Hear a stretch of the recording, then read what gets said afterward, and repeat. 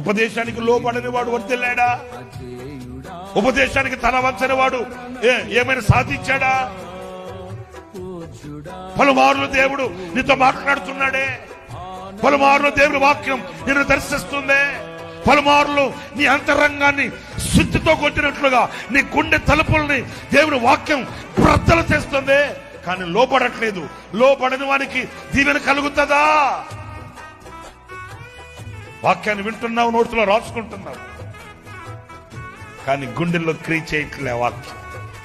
వాక్యానికి విధేయురాలు కావట్లే.